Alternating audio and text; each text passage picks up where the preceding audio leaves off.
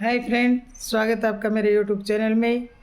कल आने वाले गणपति जी, आज हरतालिका तीज है और कल है गणेश चतुर्थी। गणेश चतुर्थी का उपवास कुछ लोग करते हैं, कुछ नहीं करते। कुछ लोग गणपति लाते हैं, कुछ नहीं लाते। लेकिन जो भी भाई बहन, जो भी धर्म प्रेमी गणपति लाना चाहते हैं, पहली बार जो ला रहे हैं, जिनको पूजा पाठ के बारे में कुछ नहीं पता, बस गणेश जी को मन में ध्यान करें और सुंदर सी प्रतिमा, छोटी बड़ी का विचार न करते हुए एक सुंदर सी गणेश जी की प्रतिमा अपने घर पे लेके आए। श्रद्धा और भक्ति के भूखे हैं और वैसे पूजन में लगने वाला सामान और उसकी लिस्ट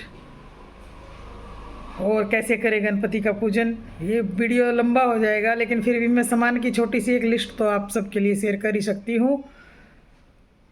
सबसे पहले गणेश जी का नाम लेते हुए आप रोली, मोली, सिंदूर, कुमकुम, हल्दी की 5 गांठ, कम से कम 5 सुपारी, अगर आपकी हैसियत है तो ज़्यादा भी ला सकते हैं।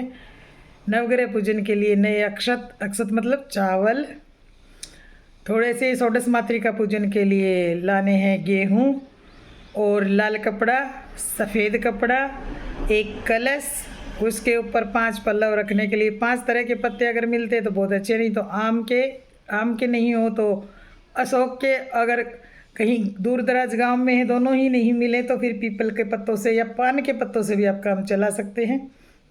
कपूर, धूप, अगरबत्ती और 11 दिन के गणपति में कम से कम भी दीपक अगर आप अखंड रखना चाहते हैं तो 3 से 3.25 किलो घी, और अगर अखंड नहीं रखते हैं, दोनों टाइम की आरती करते हैं, थोड़ी बहुत देर दीपक जला के भाई भजन भाव करना चाहते हैं तो 1.25 से 1.5 किलो घी तो लग ही जाएगा, ये मान के चलिए।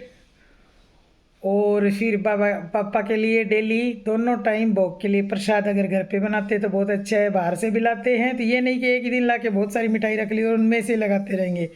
गणपति को ऐसे भोग नहीं लगता है। चाहे आप एक ही लड्डू का भोग लगाए, एक ही मोदक का लगाए, लेकिन नित्य नए बोलते हैं ना, नित्य नए भोग लगेंगे उनको।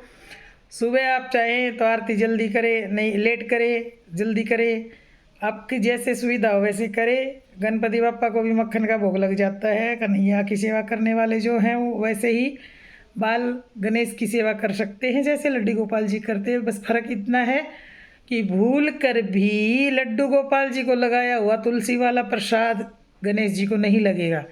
गणेश जी को सादा प्रसाद लगाए बगैर तुलसी का, तुलसी नहीं चढ़ती गणपति जी को। और केतकी के पुष्प तो किसी भी देवता को नहीं चढ़ते। आप 21 तरह के 51 तरह के पत्तों से पूजा कर सकते हैं गणेश जी की। नित्य ने 21, 51, 100 तरह के फूलों से पूजा कर सकते हैं।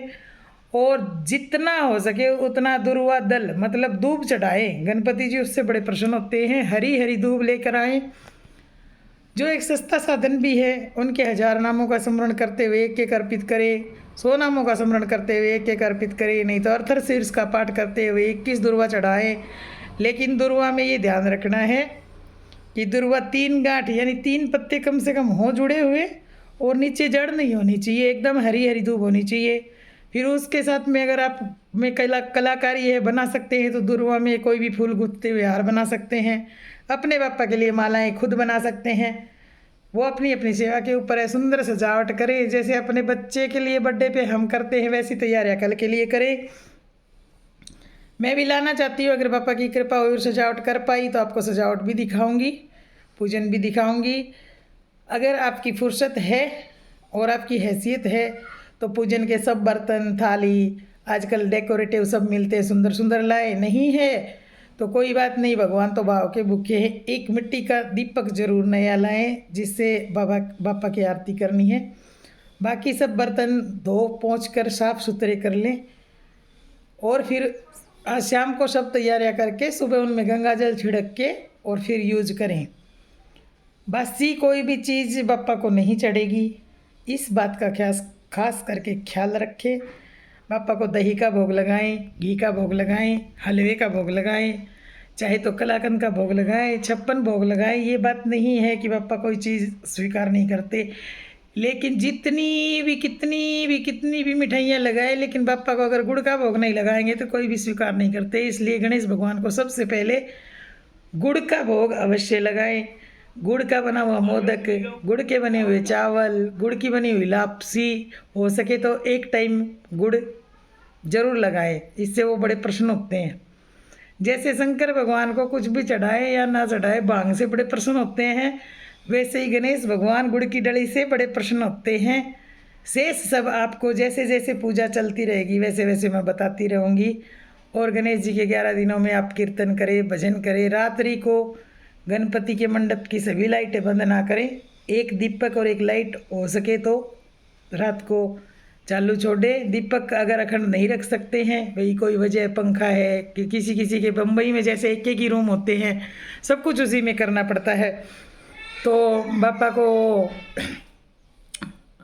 हवा रोकने वाला जो ग्लास आता है वो भी लगा सकते हैं। और अगर भाई तेल घी नहीं संभाल सकते तो एक लाइट ज़रूर आप रात को चालू छोड़ें, अंधेरा नहीं कर सकते उनके सामने।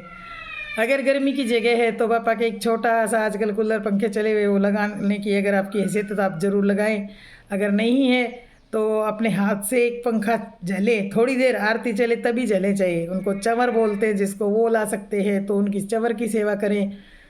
इन 11 दिनों में कहते हैं गणपति जी धरती पे आते हैं और फिर माँ पार्वती से मिलने के लिए समुद्र में चले जाते हैं।